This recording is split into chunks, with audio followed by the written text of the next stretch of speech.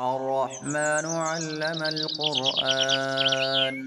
خلق الإنسان علمه البيان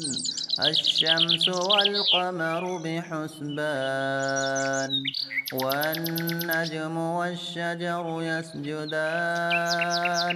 والسماء رفعها ووضع الميزان ألا تطغوا في الميزان وأقيموا الوزن بالقسط ولا تخسروا الميزان والأرض وضعها للأنام فيها فاكهة والنخل ذات الأكمام والحب ذو العصف والريحان